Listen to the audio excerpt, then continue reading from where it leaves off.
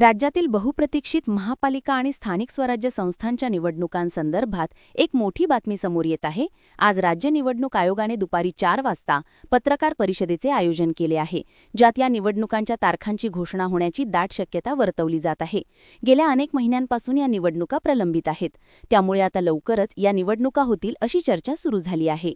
सर्वोच्च न्यायालयाने स्थानिक स्वराज्य संस्थांच्या निवडणुका 31 जानेवारीपर्यंत घ्या असे निर्देश सरकारला दिले आहे। या निर्देशानंतर सरकारमधील सर्वच पक्ष हे तयारीला लागले आहेत। त्यातच आता राज्य निवडणूक आयोगाची निवडणुकांची तयारी पूर्ण झाल्याचे पाहायला मिळत आहे। सूत्रांनी दिलेल्या माहितीनुसार निवडणूक आयोगाने 3 टप्प्यांत त्या निवडणुका घेईल अशी योजना आखत आहे। यात सुरुवातीला नगरपरिषदा आणि नगरपंचायती, त्यानंतर जिल्हा परिषद आणि पंचायत समित्या आणि सर्वात शेवटी मुंबईसह 29 महानगरपालिकांच्या निवडणुका होण्याची शक्यता आहे। सध्या महापालिका आणि स्थानिक स्वराज्य संस्थांच्या निवडणुकांच्या घोषणेकडे सर्वच राजकीय पक्षांचे लक्ष लागले आहे। अनेक दिवसांपासून प्रलंबित असलेल्या या निवडणुकांमुळे राज्यातील राजकीय वातावरण तापले आहे।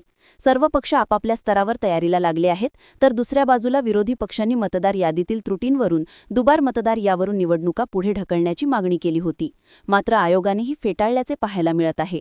तसेच निवडणूक आयोग हे कोर्टाने दिलेल्या वेळेत निवडणुका घेण्यावर ठाम असल्याचे बोललं जात आहे। दरम्यान आज होणाऱ्या पत्रकार परिषदेत निवडणूक आयोगाकडून नेमकी कोणती घोषणा होते? महापालिका आणि स्थानिक स्वराज्य संस्थांच्या निवडणुका जाहीर होतात का? संपूर्ण निवडणुकीचा कार्यक्रम कसा असेल? आचारसंहिता कधी लागू होणार? याकडे संपूर्ण राज्याचे लक्ष लागून राहिले आहे। त्यामुळे आज दुपारी 4 वाजता निवडणूक आयोग निवडणुकांचे बिगुल वाजवणार का, हे स्पष्ट होईल। या घोषणेनंतर राज्यातील राजकारण अधिकच वेगवान होण्याची शक्यता आहे।